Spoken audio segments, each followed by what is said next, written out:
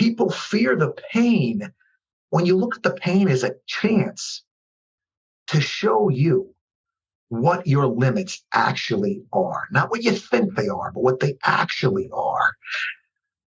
Well, those are the moments, those are the times where you can take this high performance vehicle you've been working on your whole life out to the salt flats, and you can open it up and see what it can really do.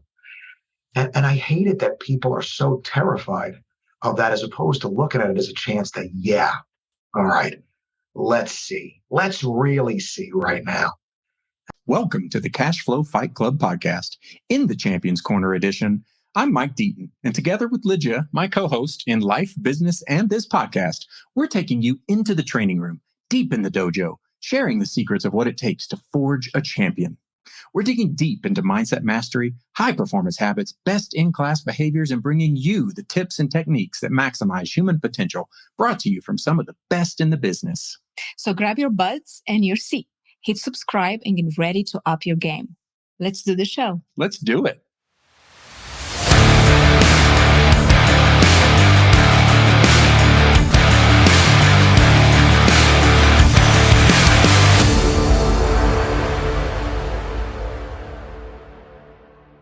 We are thrilled to have set up a high-powered episode today. Joining us for this edition of In the Champions Corner is a world-class heavyweight in the world of real estate investing, Josh Cadillac. Josh has racked up an impressive resume of experience and accomplishments. Hailing from New York, currently living in Miramar, Florida, he spent his early years investing in commercial real estate and owning several businesses. He's a serial entrepreneur, real estate broker, author, podcast host, coach, mentor, and just an all-around good dude. Josh believes in going deep into subject matters, hence the name of his podcast, Know Your Shit. He loves helping others, whether in real estate, financial literacy, investing, or life in general. He's currently active in the real estate industry across many disciplines. In this episode of In the Champions Corner, we explore the impact our childhood upbringing can have on our character and values. How you set your standards largely determines your outcomes. The difference between perfectionism and the pursuit of excellence, what it means to be the CEO of your own life, and many, many more great success factors. So let's get ready to unlock some untapped potential as we learn from a many-time champion. Welcome to the Cashflow Fight Club podcast, Josh. Well, why don't you give us a little bit of personal background in terms of, where'd you come from? How'd you get to where you are? And just a little overview to lead us into some of the deeper discussions. Background is, I suppose, I was the son of a real estate investor who actually owned a major industrial operation. The real estate investment component was really a side note to the industrial business. It was really the industrial business had a need for real estate. And so he wound up having a large amount of real estate in New York City, in Brooklyn to be specific. And he wound up in a position where he didn't want to be in New York anymore because he has good sense, I suppose. And so for a long time, he was eliminating his positions there from, I would say, the mid-1980s, or maybe even a little before, to get out of New York. And that proved to be challenging because of things like, the Cuomo tax came along and all sort of, for those that don't know what that is, they charge you 10% on the sale price of the property for the privilege of selling a property in New York, kind of thing. I mean, just brutal, and it crushed the market. And so we were left with all this industrial real estate for a long periods of time. We're paying huge real estate taxes on, but no possible way to do much with them. And so I grew up through that kind of experience. And my father passed away in 2002. And at that time, and for a long time, I'd been working for him since I was a little kid. And so just kind of was a natural thing that I took over. And we finished eliminating the positions in New York, came down fully to Florida, and found myself getting into the restaurant business because we'd been in the restaurant business. I kind of grew up in the restaurant cafeteria type business. And we made really good food, and I hired a bunch of really good people. And then 2008 happened. And that's right as my restaurants were spooling up and doing what they needed to do. And they stopped doing what they needed to do because the consumer stopped doing what they needed to do for me to do what I needed to do, was they stopped going out to eat. Yeah. And so I had that albatross on my neck. along with all these commercial assets that I had in South Florida, that even though we weren't really over leveraged or anything like that, the performance fell off so steeply that nobody really could have banked on it. So we went from 100% occupied with waiting lists to the place where we were 65% occupied with half of our tenants paying their rents. And, you cease to be able to make the debt service payments. And so one after another, I started losing things because I financially couldn't keep them anymore. We went up to the place where I even lost a home that I grew up in through the process of this. So failure, I suppose, which would be the my first exposure to really real estate. In a sense, that's what kind of drove me into the real estate as a real estate agent. And then from that, I became a top producer in very short order. I took over, got in the short sale scene because that's where things were. Was that on the residential side? On the residential side, I've largely stayed on the residential side and really tried to bring to the residential side the commercial analysis tools that are standard fare or should be standard fare on the commercial side. I never want to ever underestimate how poorly people in my industry may represent themselves on the commercial or the residential side. On the commercial side, differential cash flow, to me, that is just, you need that to walk in the door. If you don't understand that you're selling the customer the future, they are buying the future of that asset. If you do not possess the ability to quantify the value of the future, what that future sale price should be, what those future rents should be, then you cannot fully quantify to the investor what it is you're asking to buy, which makes you really bad at your job. I want you to buy this thing. Why? Because I get a commission. Yeah. Yeah. I mean, that's the big takeaway. Like they're trying to figure out what the little fig leaf to put on what you just said, which is because I score a commission if you do. Yeah. And so to me, I want to always be in that position of quantifying, saying, hey, look, based upon where the market is, this is what you could project to sell this for. And this is what you could project your rent growth is. Here's 5 years, 7 years, 10 years. Here's conservative. Here's medium. Here's aggressive. What do you want to do? Is this the kind of asset you want to do? You want to do something else? Like, here's the best picture I can give you. That's my job, is to take and show you the best pictures, the risks, the aggravation, and say, based upon the compensation being received, does that profile match what you're looking to do financially, right? Yeah. That is completely a mystery on the residential side. Like for the residential investor, getting that kind of analysis doesn't exist. On the commercial side, you got to look for the right people to find that analysis. But on the residential side, doesn't exist. So for the residential investors, the guys that want to buy, hey, let's buy 6 fourplexes. Okay, that's still 24 units. It's still not a little thing, right? But how do I look at those things and give them the numbers the same way? And so there was just such a market need for it. It was a niche that found me. And so we did a lot of that. And then because I'm very much involved in the distressed assets, I was a foreclosure agent for JP Morgan Chase, and I was also doing all these short sales. We made relationships. We ended up getting into the non-performing mortgage business. And so I started buying a lot of non-performing paper, taking those properties back, buying at a really good discount, taking those properties back, and adding them to my portfolio or selling them off if I needed to take and re-raise capital, to take and be able to wash, rinse, and repeat. I also brought a bunch of investors in. I went up with a very good deal with them where they were putting up the purchase capital for the paper that we were buying. I was putting up the foreclosure costs and the rehab costs, which puts all my money toward the end of the thing, which meant my capital requirement was significantly reduced. Then when we sold, they get made whole first for their investment. I get made whole for my cost, and whatever was left as profits, we split down the middle.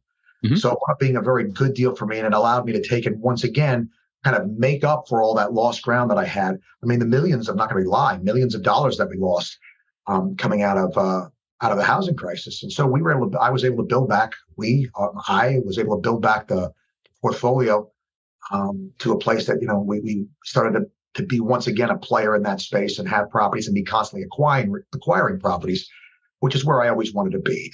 Yeah. So this was post 2010, 2011, kind of on the rebound of the housing. Yeah. And so that was kind of the preparation for what it is that I do now, which is around 2000 and maybe 11 or 12. I used to take a lot of education at the association, because I'm going to be honest with you guys. One of the biggest drivers in my business has always been fear. I know that I'm going to take and I'm going to tell people what they should probably do. I'm going to make assessments based upon the information. And I was always terrified of giving people a bad steer, always terrified of telling the wrong thing. And I wanted to keep that part of my psyche because it made me hungry to not let that happen. It made me chase the information I needed to never be in that situation because I feared having to look somebody in the eye and apologize to them losing a bunch of money. And to me, that's one of the worst things in the world that you'd have to ever do, especially if it's somebody that's, that money is really, important to them. And so, because I was always chasing education, I used to go take these classes and I'd say, that was good, but they don't talk about this, they don't talk about that, they don't talk about the other thing. It's all this like pie in the sky when you die stuff. How about real worlds? Like, here's the scar, here, look at the scar here. Like, this is how I got it. Don't do that. Don't step on landmines. Hey, you know what? If you want to learn that from the guy that stepped on the landmine, like, hey, don't do it. As opposed to watch, they'll figure it out. Like, that was kind of the approach to how they have in real estate. And I just don't get it. And so they listened to me at the board, and eventually the board said, then one of the folks on the board said, Josh, why don't you write a class then? You write the class, we'll let you put it on. So I wrote the first class, didn't hear from them again. They wouldn't return my calls, they ghosted me. And so the first time I got an opportunity to put the class on was in Pensacola, Florida, which is physically as far away from where I live as you could be in Florida and still be in Florida, right? And I go there and, once again, kind of that, I call it like a healthy, if you will, uncertainty, or just not really knowing whether or not it's the goods as much as I think it's the goods. I go in there and I'm like, not sure I have enough material. I'm not sure it's going to, I don't know what I'm getting into. And I go in there, and at the end of the second day, I had a guy walk up who's a CCIM, which is kind of in real estate about as good as it gets. That's the hardest thing in real estate that there is to get. He walks up to me at the end of this class that was put on for residential agents. And he says, I've been doing this for 35 years. Nobody's ever explained it to me like that. That was amazing. And I sat here and said, all right, maybe I got something here. Because one of my things is like, I'm not going to put a garbage product out. If it's not good, I'm not doing it. The world's got enough of that, right? And so I started to feel more confidence in that what I was bringing was a good product. And so it went from that and one booking that year to the following year, 3, 5, 6, something like that. And to the place now where, I think I've had 2 or 3 weekdays that I wasn't speaking this year so far. I'm all over the country now. I'm speaking constantly, coaching all the time, and trying to take and help agents. I basically tell them, hey, look, here's all the stuff they never told you that I had to learn by pain and suffering. Let me give it to you straight. This is how it works. And so that's very different than what they're used to. And it seems like it's really well received. And so I'm grateful to have something that's coming to the market that really is not just another also ran. So yeah, that's where I find myself today. Nice. Yeah, that's a great story, and so many relevant threads in terms of, taking your life experience. We all go through hard times, learning points, failures, whatever you want to call them. 08 to 2010, 2011 was hard for a lot of people in real estate. Really went through that. That's great because we too take a lot of education, development, and more times than not, I would say you do walk away wishing there was a little bit more or a greater depth of, I think a lot of people are comfortable going over the surface and maybe that's some kind of a necessity due to the timeline with a lot of shorter trainings. But the meat and the marrow is really where, you learn and get in, unless you're learning by going through pain, which is painful, right? So absolutely. I think you're right on it. I think there's a tremendous fear in education of offending anybody and going over people's heads and making them feel stupid and all of this stuff.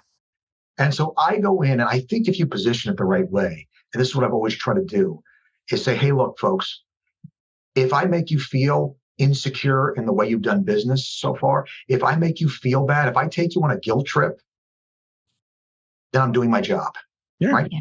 I want you to feel bad about what's gone on because that is going to take and give you what you need to do something about it. Because I'm not going to just make you feel bad. I'm going to show you the thing that you should feel bad about and show you how to fix it.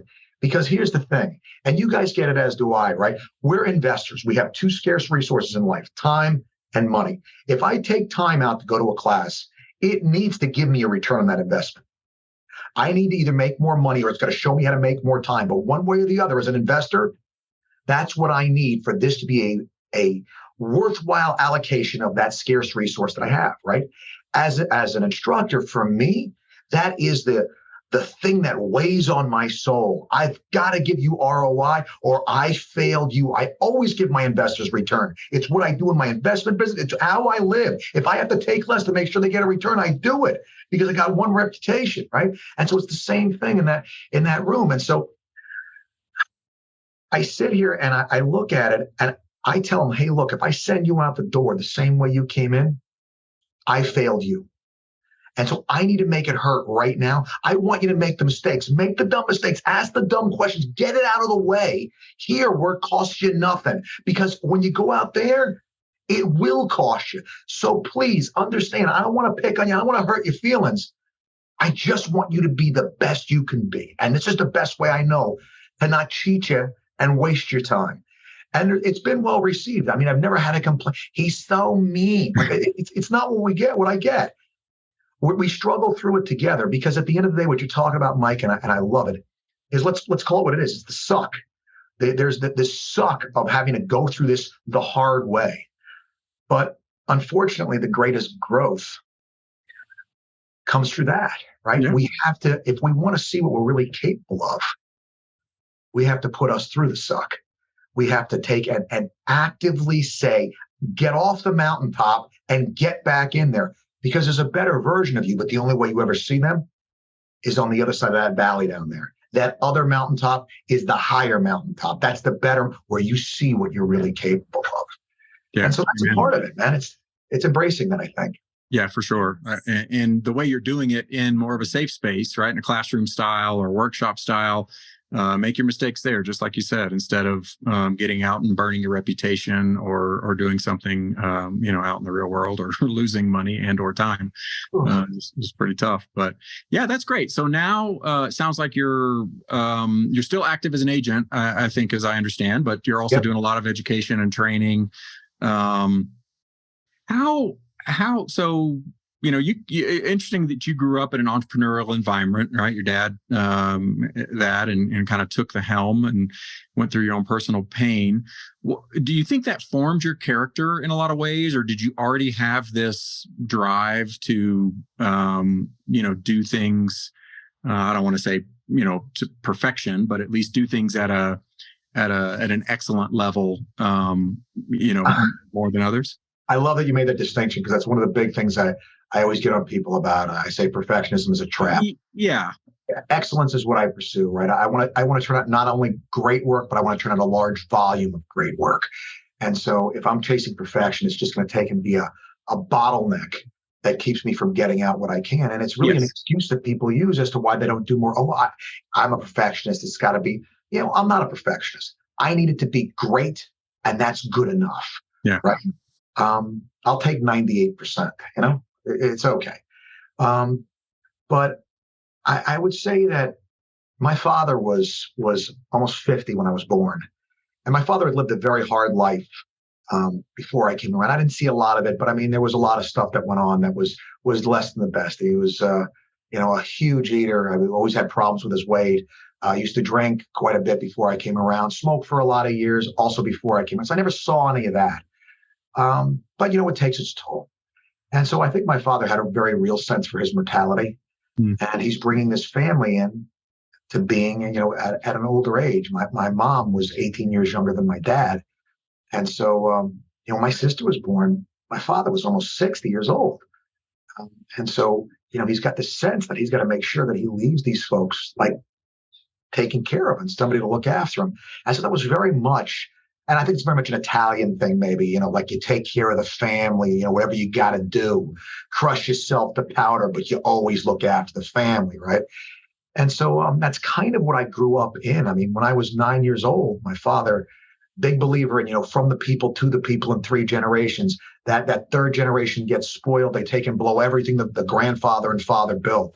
So he wanted to make sure that I knew how to work. So he took me out of school when I finished 4th grade. And he hired a professional teacher, and the teacher taught me from 1:30 in the afternoon until I finished school every single day. And from 6 in the morning till 1 o'clock in the afternoon, I went to work at the school cafeteria at this little Christian school with my father. And I, did the inventory and made food and served and did whatever I had to do. And that was how I grew up, right? Mm-hmm. And so the sense that you work, but I'm not going to lie to you too. I was a lazy little kid to begin with. And so my dad recognized this.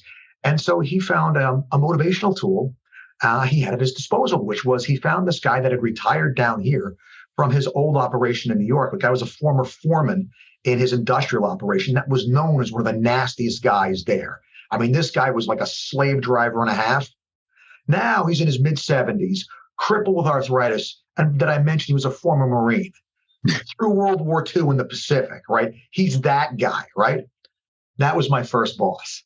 And let me just say, rode like a rented mule would adequately describe this guy's only job was to follow me around and make sure he'd watch me do everything that I did. And, if I was taking in and doing a list of the gratitudes that I have, one of the things I'm most grateful is that he was kind enough to be as mean and hard on me as he was, because that's exactly what I needed at that point in my life. And sometimes kindness doesn't look like a hug, right? So that's the thing that I learned early on. And my father did a good job, I would say, or bad job at the time, it seemed like, but a good job in retrospect of just putting me in these very difficult situations and making me, as he felt my capacity was there, sort of work my way out of it. And so one job in particular that I remember, and this one's becoming more and more a part of what I talk about. I don't know if you guys have time for a quick story. Yeah, please. So we had the school cafeteria operation, as I mentioned, and we had the largest room, single room in the building was this cafeteria. We could seating for hundreds of people plus the entire, restaurant operation. So we decided that we were going to take and redecorate the thing over the course of the summer. And so we had one of the things that we had to do was take up the tile. We'd hired the contractor. The contractor was hopelessly behind. So what happens when something like that needs to be done? My father has staff on staff. He's got me. So he says, you and a couple of the guys, you go over there, and I want you to take up the tile floor. So, okay, they make a tool for that. The tool with the little blade thing. That scrapes the tile. That works for normal tile. This stuff is a type of tile called DCT. And it's a thin vinyl tile, and it's kind of like made out of asphalt. So it's kind of soft, but not really. And the way to get this to stick really well, there's 2 things you want to do if you want it to stick well. Leave it down for a long time and have a lot of people walk on it. If you do those 2 things, it's never coming up. Did I mention this was the school cafeteria that was the most busily trafficked room in the entire building? Oh, yeah, and it went down 30 years ago. So as we're trying to take this up, every time you put the blade of the machine there to chip away the tile, it would just jump on top. So what we had to do was take that machine and lift the handle up and put it up under our chin like this, so that the machine is not resting on the wheel. It's actually resting on the blade, and the angle is right, so we can get it to chip the tile up. Started at 6 a.m. on that job. By, about noon, we're 20% of the way done with the room. Now, by the way, it's got to be done the next day. So we got 2 of these machines going. It's me and my crew of guys. So I'm on one machine the whole day. One of my other guys on the other one. The other 2 guys are sitting there sweeping the stuff and getting it in bags and getting it out, right? So we got the operation going. Around midnight, I sent my guys home because I felt bad for them. All right. Now, to be clear, I'm 14, maybe 15 years old at this time. I'm the youngest person in this crew of guys, but it's my crew. Again, how I grew up, right? Yeah. And here's the thing. This is the reason why I like this one so much. If I looked at how much there was left to do, it seemed like it was never going to get done. But when I look back and I saw how much we did, I realized the tile was losing the battle And I just had to keep sticking with it. I had to keep putting up the fight. It didn't feel like I was moving, but I was winning, right? You got to go back and count the corpses of your enemies, if you will, in the rearview mirror to say, hey, you know what? There is a body count associated with messing with me, right? About 4 a.m, my father shows up. Now, my father knows exactly where I've been this entire time. 22 hours straight I'm going. My father shows up at 4 a.m. to relieve his 14-year-old, 15-year-old son from this job. He brings my brother. He says, I'm bringing him here to relieve you. Now, I had maybe an hour's worth of work left. I said to him, get him the hell out of here. I'm finishing this crap, right? And he looks me in the eye. He just gives me a subtle shake of his head, like, all right, that's fine. But my father grew up and he went to military school, and he would talk about, the parades, and you'd have to stand at attention for 6-8 hours at a time, like you have to do these just what seemed like insurmountable, difficult things. And he went up in the army in Korea. So, I mean, like he had this exposure to that discipline, that pushing hard through hard things. And he wanted me to have that. And, once again, in fact, it's the first life lesson I remember that he ever taught me. Was I remember being about 3 or 4 years old. The first thing I can remember my dad saying to me, I was in the car and I said to him, Daddy, I need to go to the bathroom. And we were going someplace that we needed to get to, like we had a commitment. And I'll never forget it. Didn't do what do parents do today? They tear the rubber off the cars finding the nearest bathroom. My father looks me right in the eye and he says, son, sometimes you need to learn to soldier. An hour and a half later, we were able to find a bathroom and I got to take care of what I needed to, right?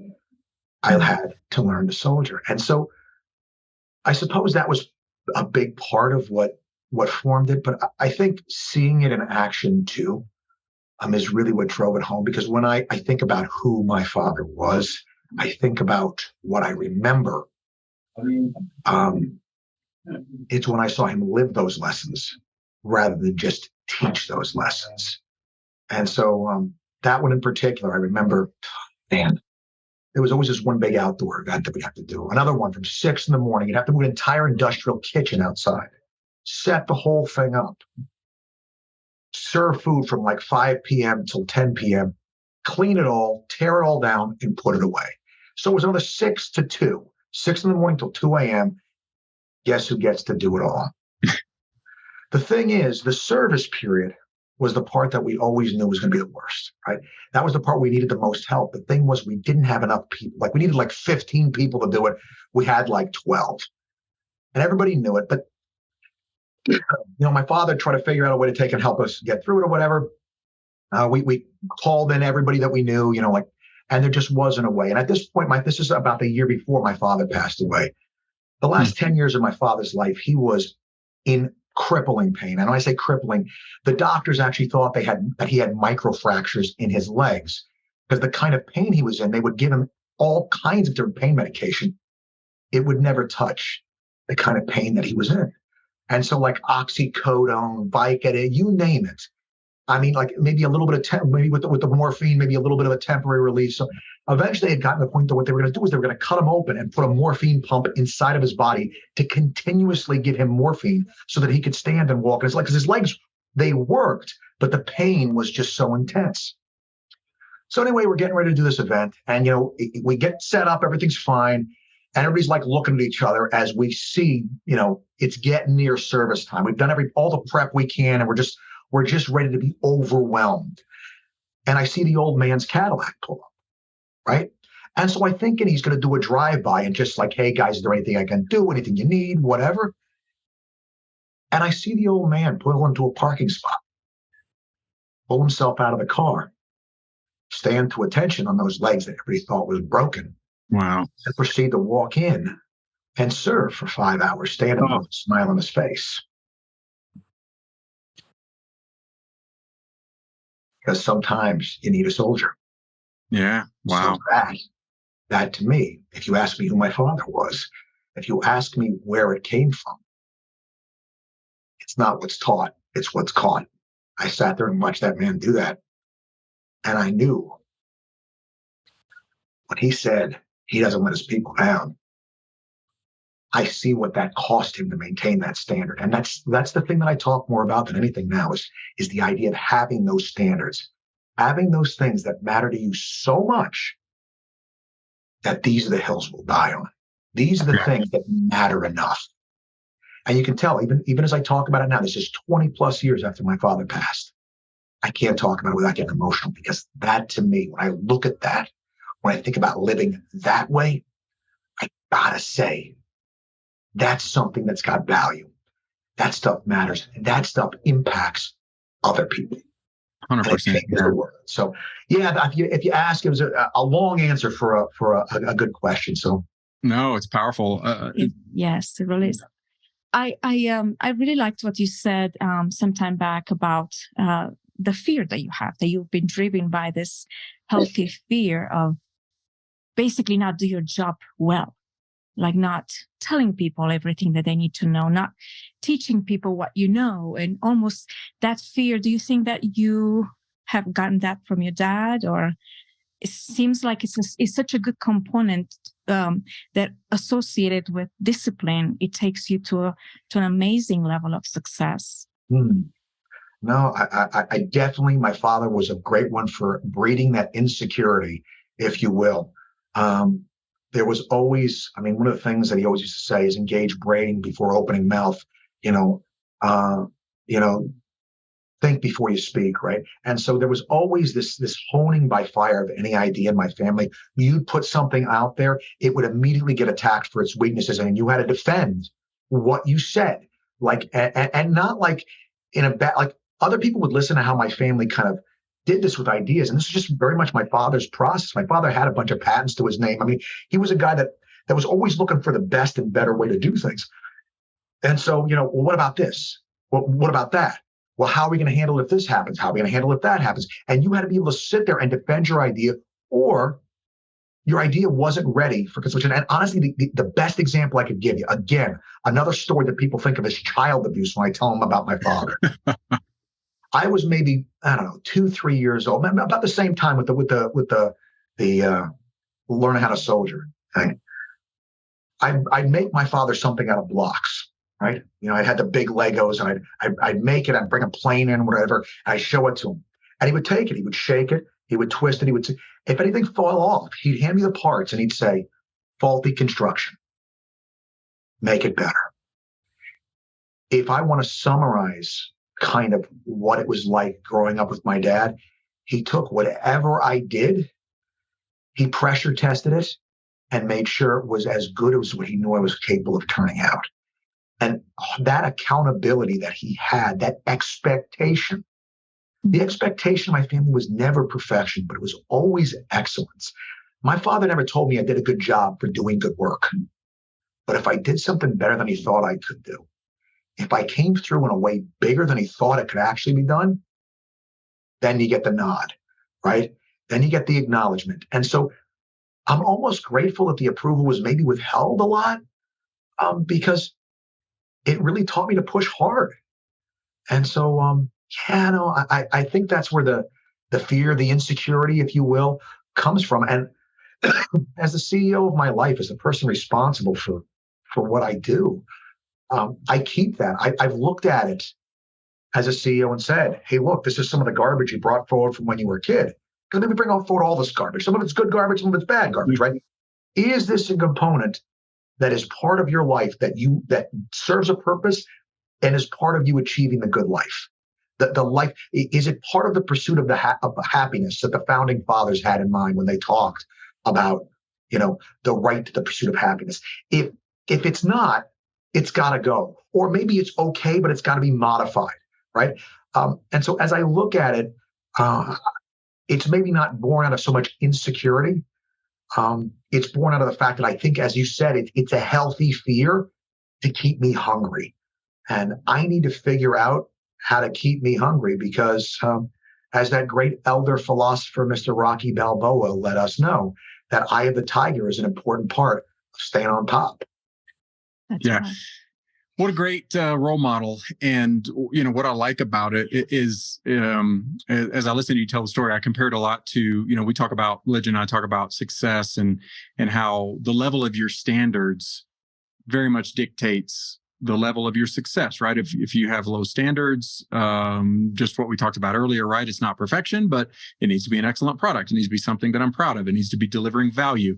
And so the higher you can push your standards, short of paralysis, right? I mean, Yeah. you don't want that's the perfection standard, right? Where Yeah. nothing's ever good enough, and you can just make it an excuse to not put out work or do things. But yeah, those high standards are great, and to see them, it sounds like you had a great compliment of someone that exhibited the role models and then also, or the standards, and then also applied them to you. But you also, it sounds like, and I don't know if this happened in the moment, because in the moment we have different reactions, but at least now and after the fact, you can look back on it in a positive light and see the intent was there to make you do things better. It wasn't to be mean or to be belittling you or to just mock an idea. It was to challenge you to, hey, good idea. Can it be better? Could you make this more structurally integral? Could could your idea be more robust or things like that? I mean, that's Absolutely. when things go to a really high level, when you both, when it's delivered in a helpful way and when it's taken in a helpful way. And man, what a powerful set of life lessons you took away from all that. Well, I would say there were definitely times where I got very frustrated. Yes, without a doubt. And I maybe didn't handle it as well as I could have. I mean, I was never a disrespectful kid. I mean, my father always told me this. He was he was playing chess while I was playing checkers my whole life. I swear. He told me as a little kid, there's going to be a day where you and I lock horns, when we're going to bang heads, and you're going to take and you're going to become this way. And so in my head, I'm like, I'm going to prove you wrong, old man. I'm going to be a good kid, darn it, right? And so I'm sitting. Yeah, I mean, if you want to talk about work in the room, man. And I don't, I'm not mad about it. I mean, I avoided so many mistakes and heartaches along the way. I mean, no booze, no drug. Like I never did any of that. I was a good kid. I worked all day, every day, right? And then I went to school. So idle hands. Yeah, you had no time to get into trouble. Yeah, really. like, well, what am I going to do? I got sleep left, right? I used to binge watch Law and Order. That was my life, right? And so, yeah. My dad definitely made an interest, but I think that the key component to it really was the fact that I knew my dad loved me with all of his heart. I knew that when he was if I look in retrospect, I knew that I now see that that's how the love needed to look, to truly love me to love me in the way that helped me get the best out of me. That's possible. As I said, it doesn't always look like a hug. And my father was not afraid to alienate or piss me off in the moment if he needed to, if that's what he really felt like I needed to get to where I needed to be. And there's a sacrifice to that that's really quite profound, because most people are terrified of doing anything to make their kids think less than them. And the reality of it is, I don't think I could think more of my father than I do. And it's because of his willingness to put me in those positions and to really challenge me. And I'm grateful for it because, I look at some of the struggles that other people have, and I'm like, well, gee, that was Tuesday when I was a kid. I mean, that's, what, working a 10-hour day? Come on, I was 11 years old the first time I worked a 10-hour day. I wasn't even 13 when I was working 24 hours straight with no sleep if I needed to. You find out what you got in the tank, we got to take and define to ourselves. And this is the thing, that persevering through the hard stuff is how you define yourself to yourself. So you know what you can do. I mean, I've had times where my flight's gotten canceled and I have to take and drive hours and hours and hours to be where I need to be the next day in order to give a class. And gee, what don't I get to do? Oh, there's something I'm afraid. Oh, yes, sleep. I have to drive and just show up there on time. No sleep, get up and teach 8 hours straight and try to rock the room and make these folks feel good and feel energy. And here's the thing. Once you survive that once, you always know you did it, right? Nobody can ever take that from, oh, what, I'm going to get 2 hours sleep this time? That's a holiday compared to that other thing, right? And so people fear the pain when you look at the pain as a chance to show you what your limits actually are. Not what you think they are, but what they actually are. Well, those are the moments, those are the times where you can take this high performance vehicle you've been working on your whole life out to the salt flats, and you can open it up and see what it can really do.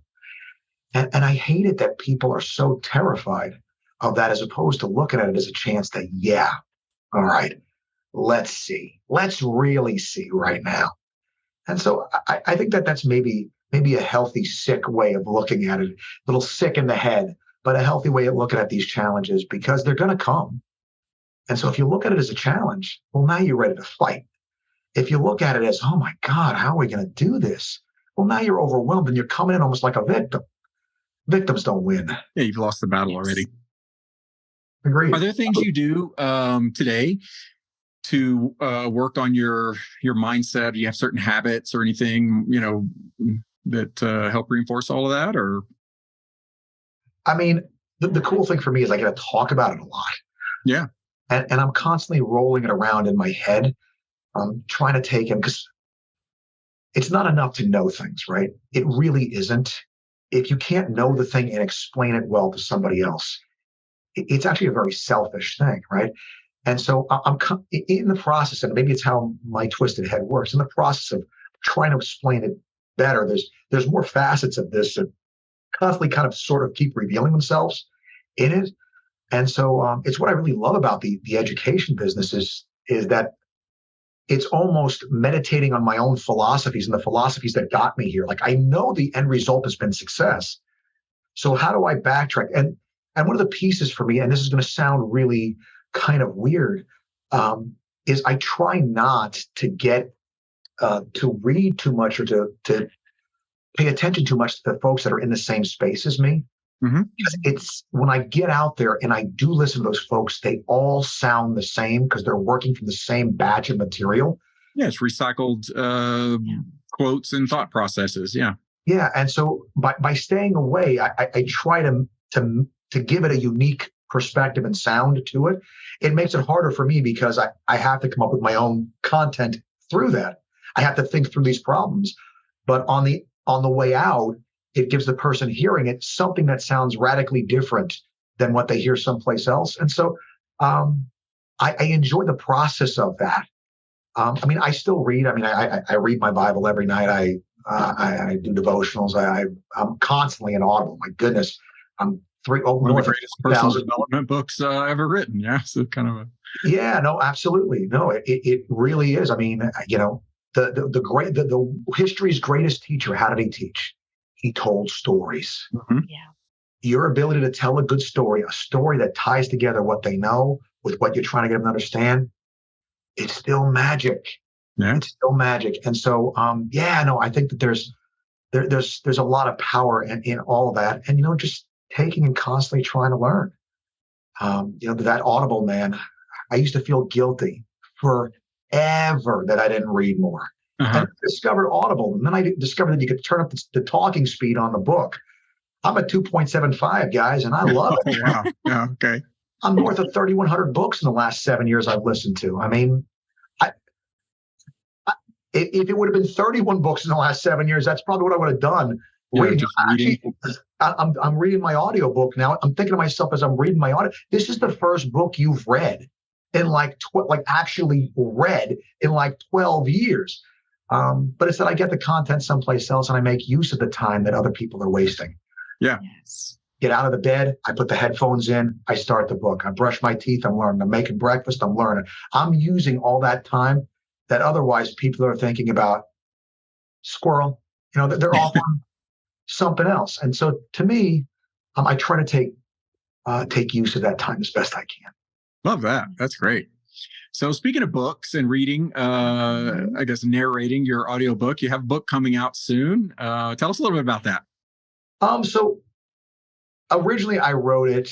It was going to be strictly for real estate, and it has actually.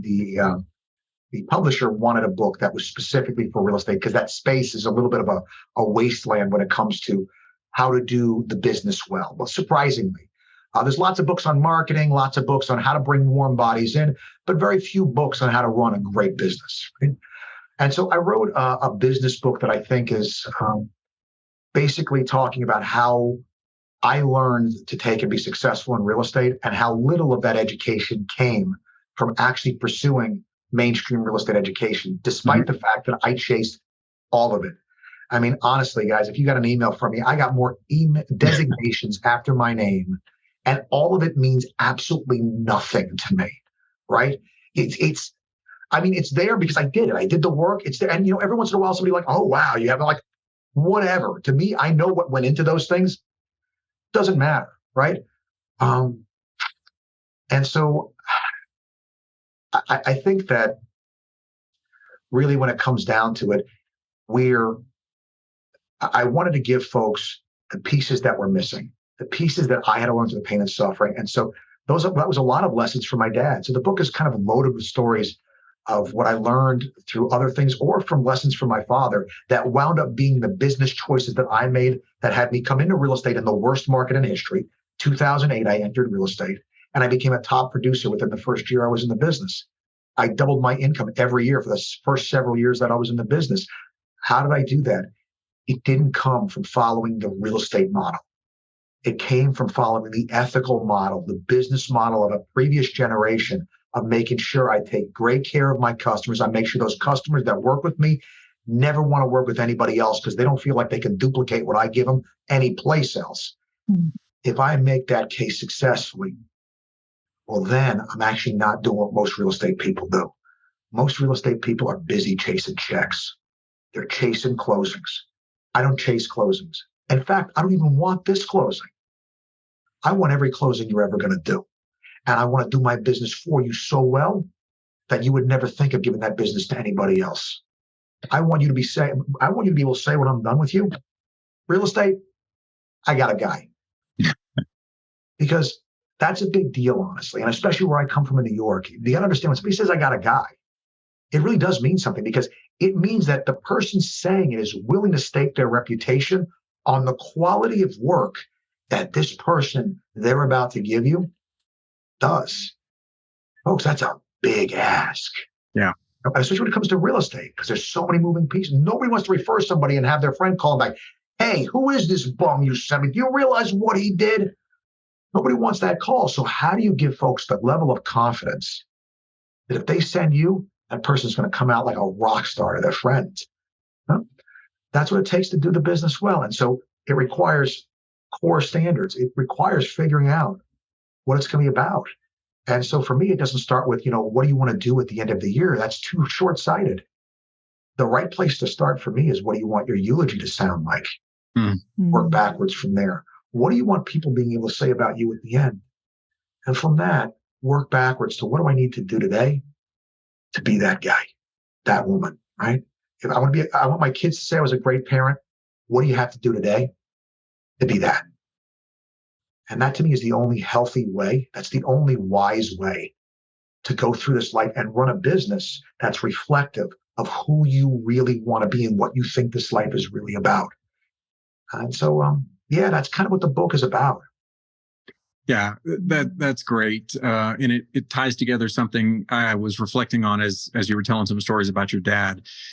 And we were talking about parenting differences, then versus now. My dad was in real estate when I was, pre 10 years old and through my teens. I also started working when I was 10-ish. I don't know, but I would, he would take me with a lawnmower out to an area where he had 20 spec homes built and drop me off. And I'd go spend the day mowing yards. And this was pre cell phones or I might have at some point had a Walkman. I can't remember if at some point, but anyway, the Lidge and I talk about this a lot. Like a lot of people, and I'll apply this to a parenting analogy, but it really is applicable across the board. A lot of people are afraid of the short-term pain of disappointing someone or telling someone something they maybe don't want to hear for the benefit of the long-term game. And parenting is such a good example of this because, a kid throws a tantrum and, we want to give in and give them candy or whatever they're needing versus teaching a lesson, which, it sounds like you were well down that path of, these are life lessons. And your dad had the end goal in mind of, I want this type of character. I want this discipline and this outlook on life, such that little things like, I got to go to the bathroom.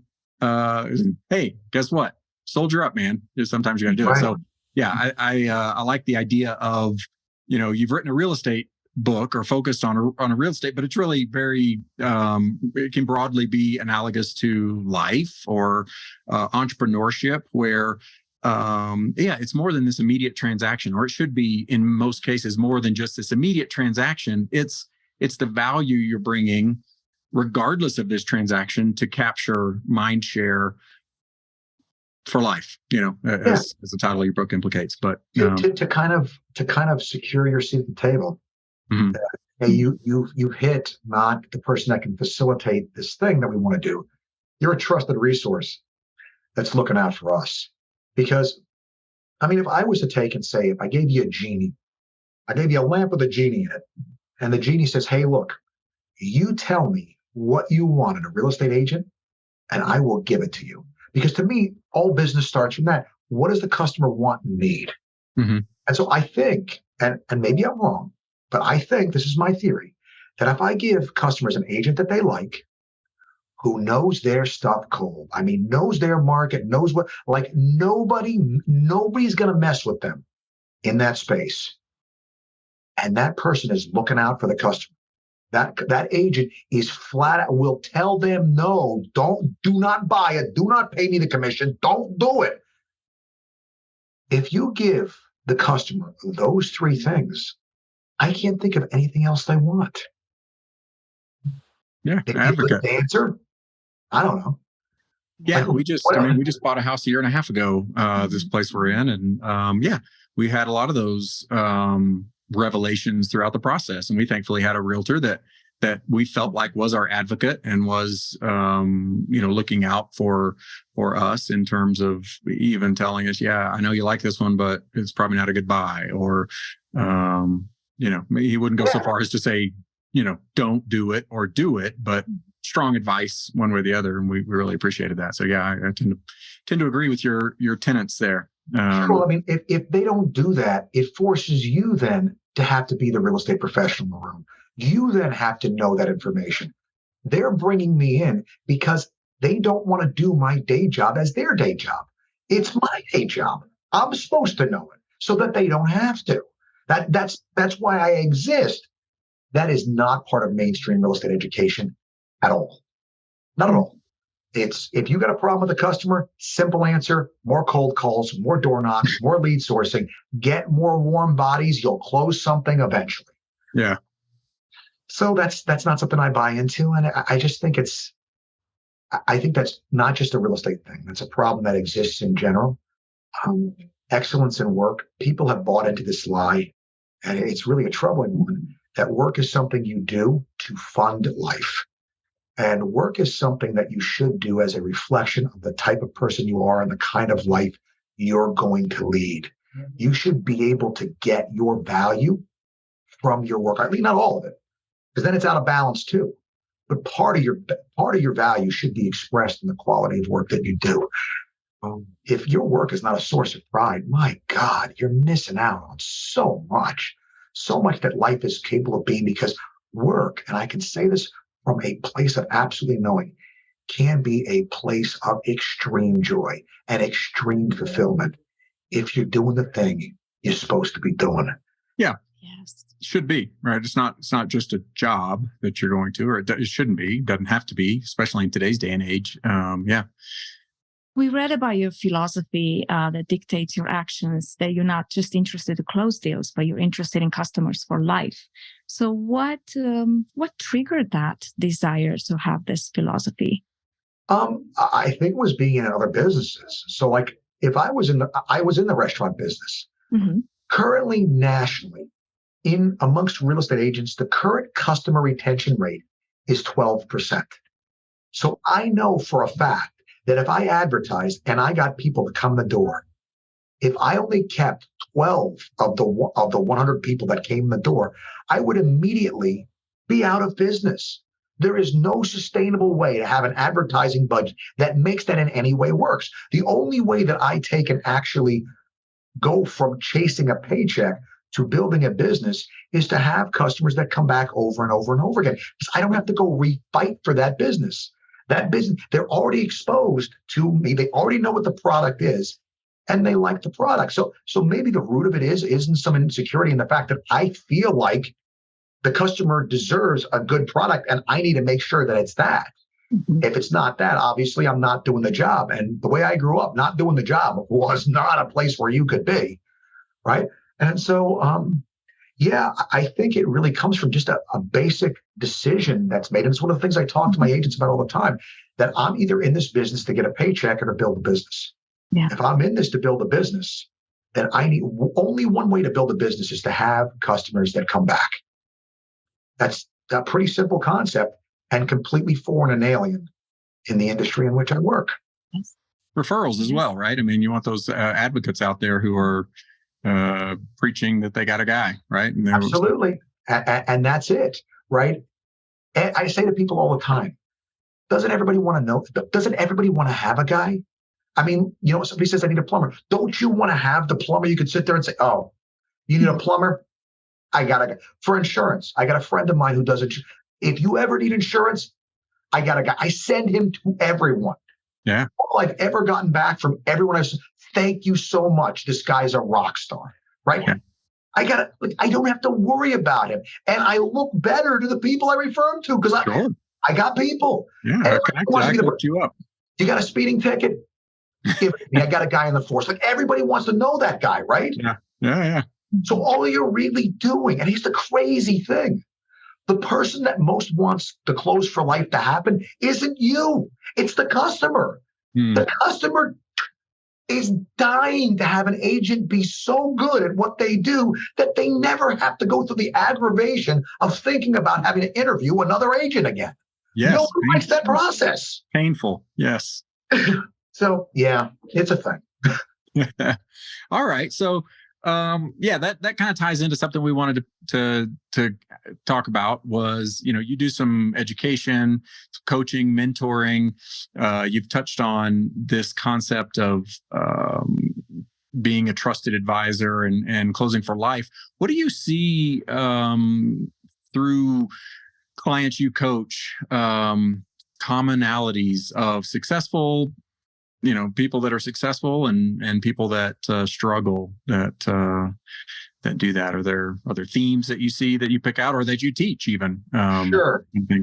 It's interesting because on the coaching side, it's typically people coming in pain in some way. They're experiencing enough self-pain that they're willing to take their checkbook out and now address it. And so it's the difference between giving people advice and really getting people that are ready to change. Because you could give, until people get to that place where they're really ready to do something about it, a lot of times the advice just goes in one ear and out the other.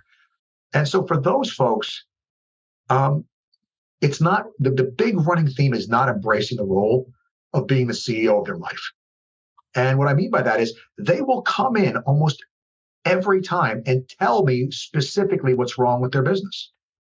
Now, as a CEO of my business, I know there is one CEO question that I always have to ask whenever any problem is identified in my business. What the hell are you going to do about it? Because the buck stops with me. Like, I can't blame. I can't be a victim. This happened to you in your childhood.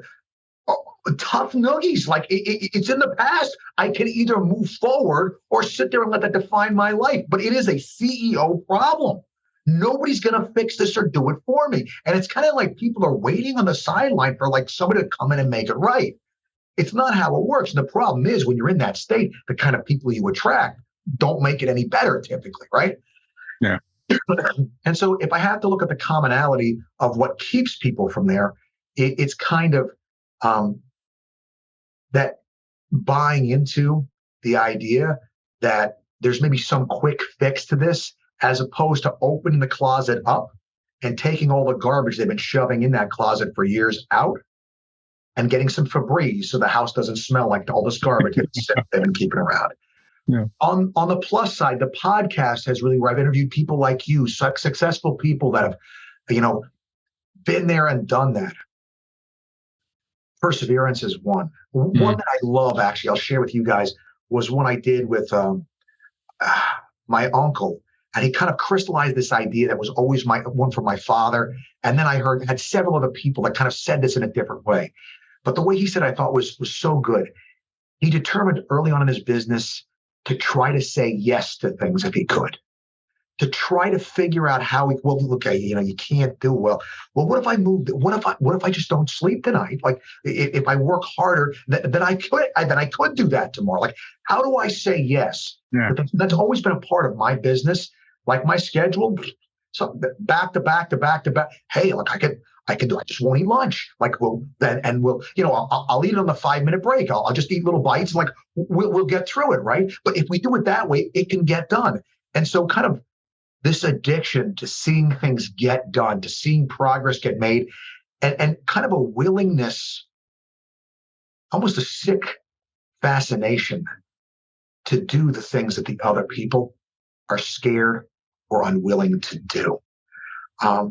Not always, but usually there's a component of that. And I love that little piece that's in there that sits there and said, other people are paralyzed.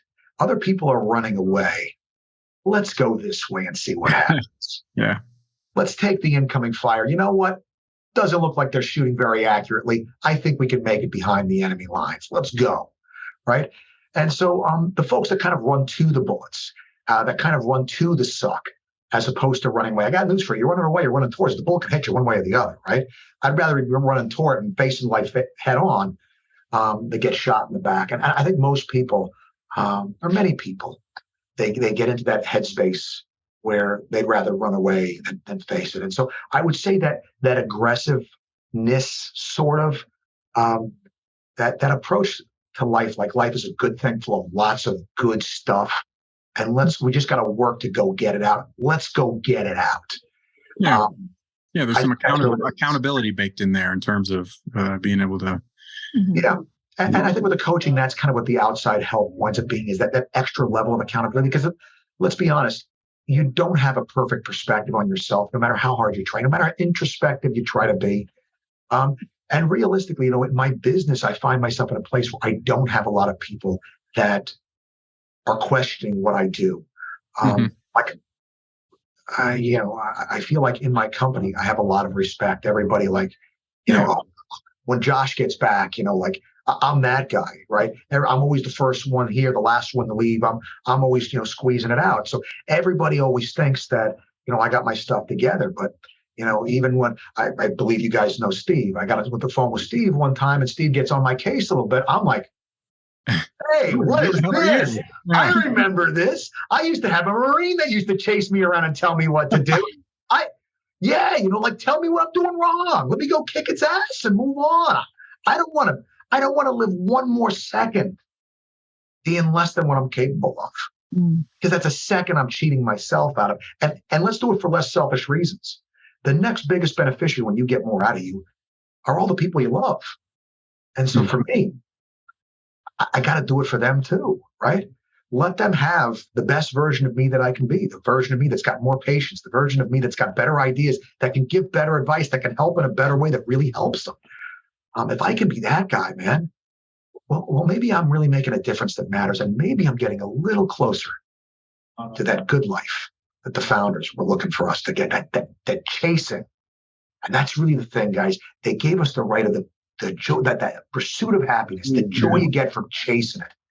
And that's the joy I get to feel most days, is that I'm always chasing it. It's when I stop chasing it. That's when it doesn't work so well. Awesome. Love that perspective. So sounds like your dad played a key role in terms of an influencer in your life. Are there any other standout coaches, mentors, books even? There's a gentleman, actually, I did a podcast with him. Actually, I finally got him on. One of my favorite people. He was an attorney that my father knew. And talking to the guy, he's done like 80 different startups himself. Like, he's not an attorney just. He's loved business his whole life. And he's a great attorney too. And so is this fantastic balanced perspective. And I always remember the thing my father said about this guy is he went to a seminar this guy gave. And he said he took these things that were incredibly complex ideas and he explained them and made them so simple that everybody got it in the room. And I think that you hear the germ of what I said to you before, that I think that was the thing. It's one of those things, my father respected it, and I spent my whole life chasing my father's approval. Hey, if that matters, that's got to be important, right? And so I think maybe as a kid that got into base programming, and that's why it's such a big part of what I do. But I would say that guy was definitely a mentor. And let me be honest, my mom is from the Midwest, and she works the way that lady works, and sweet, and not everybody loves my mom, one of the nicest people. But I tell you what, man, you do not question the motive that lady has. The one day she's coming home from the hospital, she's like, yeah, I'm going to stop up at work. I want to put a few hours in. I'm like, you coming home to the hospital? You just checked out, for God's sake. No, she's on dialysis right now. I'm sure she's outside right now. She's out there working. I can't make her stay home. And so just incredibly generous spirit, just a tremendous support. My father was a difficult personality. She was a great wife to him and just this incredible mother to all of us. I mean, didn't matter, who my girlfriend was. She always made friends with them, always a great support. Like, how can I, like everybody, people don't like me anymore, but they still love her, right? And so, I look at that and I say that quiet, behind the scenes person that just takes and sacrifices their whole life to be the wind beneath the wings of so many. Again, and that's got to be part of a good life, right? Yeah. We're going to take and get the standards right. We got to figure out what the good life is and then work backwards from that. So yeah, man, that's the stuff that I noodle around, that I think about these folks. What about them is that because with my father, you see what the eulogy is, right? I'm still talking about the guy. Mm-hmm. These are the impacts that these people made in my life. So, that is what the thing that I really look at. How are people's lives changed by these folks? And so, it can be the simplest person, but seeing the way that they take and make the world a better place for their time here, I think that's what truly makes a person worth emulating. For sure. Yeah. Maybe an obvious last question here, but we like to end the episodes with some gratitude. So, share a little gratitude. Anybody that's. Oh man, the list is long. Obviously my mom and dad, my brother and sister are great resources. My brother's an ethics professor, philosophy professor, actually. So, when these ideas are rolling around, it's always nice to have somebody who can run it by and always tell you what book you should be reading, because he's already read 56 books on the topic. So this is where you need to go next. My business partner, Cody's been a huge help, and Nice. Lily and Valeria are great, and there's just been so many. But yeah, those would be the ones that come top of mind. Top of mind standouts. I love it. Yeah. So, all right, man, you got a book coming out. I believe it's called Clothes for Life, if I'm not mistaken, if I'm not giving away the goods or anything. July 11th, McGraw Hill. It's available on Amazon right now. Pre-order? And Josh is recording the audiobook tomorrow again. So yeah, if you can't stand the sound of my voice, buy the print version, because it will be me talking. Yeah, that's the newest thing. Getting ready to do a fundraise for our next syndication deal, and yeah, man, that's the big stuff we got going on. All right. If people want to get in touch with you, what's the best way? Closeforlife.com pretty much has everything there. You can find me on Instagram at Josh D. Cadillac, LinkedIn, I think it's Josh Cadillac. I got a lot of creativity, just went with a name that I can remember, which happens to be mine. All those places, and that's it. That's where you can get me. Good stuff, man. And is that that's not a pseudonym, that's your real name, Josh Cadillac? Real last name, yeah. If you bought the first book, The Roadmap to the American Dream, I tell a story of how my grandfather wound up with the FBI coming in and making him change his last name. Oh, wow. Okay. Teaser there. Leave us a hook. So we're checking that one out for sure. It's a thing. And so, yeah, guys, really, really awesome hanging out with you. Thanks for having me on. Likewise, Josh, we really appreciate you coming on the show. Wish you all the best in the podcast and the book and the coaching and the rest that life unfolds for you. And let's stay in touch, man. Absolutely, Mike. Yeah, thank you so much, guys. Thank you so much. Take care. Bye. For those of you joining us today, we hope you enjoyed this time in the Champions Corner as much as we did. Got some awesome takeaways, and most importantly, will take action to continue living your best life and maximizing your potential. Mindset is such an important aspect of life, and when coupled with action, delivers undeniably powerful results. Please subscribe to the podcast to hear from more great guests and get the latest mindset mastery insights and cash flow matchups. Again, thank you so much for investing your time with us, and we look forward to seeing you next time on the Cash Flow Fight Club podcast.